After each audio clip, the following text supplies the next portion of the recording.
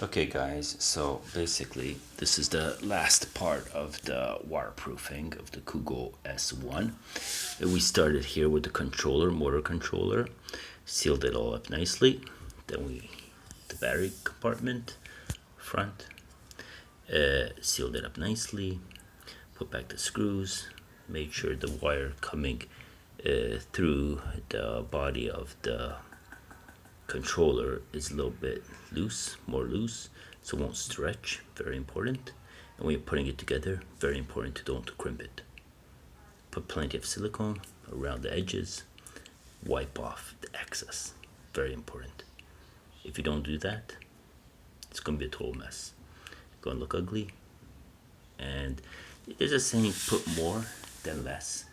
True, but once it's squeezed together, it screws are put back, then take off the more, so you won't make a total mess.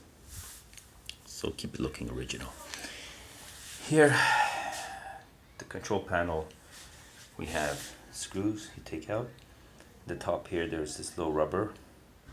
You can use a little knife, but try not to scratch when you're taking out those black pieces of rubber, so you can access the screws inside.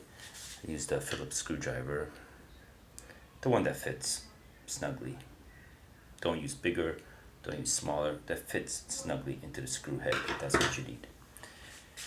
And then what you do is, I have this tape here, reflective tape, also good for waterproofing, putting a tape around here on the outside along the beam there, but you don't have to. You take that lens, wiggle it out, off it comes. As you can see, zero. There's just zero sealant. And where you're going to put the sealant, it's going to be the same way. Let's just say I didn't have that tape there. I want seal in this clear plastic as well. So I will put sealant around there with this small nozzle. I have my nozzle on the silicone gun or silicone tube cut pretty big, but you want probably not even cut it. How you get it, that's how you want it, very small bead. And if you have that small bead, then carefully, very carefully, with a very steady hand, don't get nothing in there. That's where your lighting is going to go. You don't want to make a mess of that. Keep that clear and dust free. And once you did that, that'll go like that. Then you put sealant around there, there. Again, to these buttons, don't put nothing there. To that screen, there's a screen right there, a little bit tinted. Do not put nothing in there or there. Avoid it. Just the edge. Use your common sense. That's the screen. Don't touch it. Don't poke it. Don't put pressure on it. Keep it clean. If you did get any dust on it, or by any chance clumsy enough to put some silicone on it, take paper cloth, wipe it off. But don't rub it, because you'll screw it up. Okay?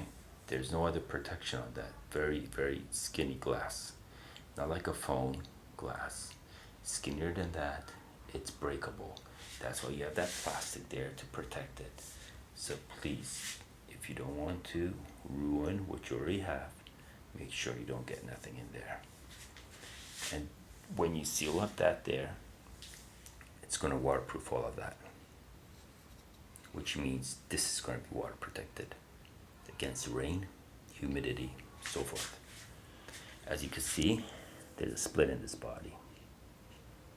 I'm not going to put silicone here because it looks ugly, but what I could do is I could put some silicone in there and in there a little bit, so the water will have less chance to penetrate in. And that's the lights. Don't stick that in. You could actually, but it's stupid too, because if the unit does fail, you could actually stick that in. Could put a bead of silicone there. I might just do that. Stick that in. But don't forget that that actually doesn't sit there. I'm mistaken, because that sits on the bottom of that there. So just leave it out. Actually, where you want to put silicone is now we're looking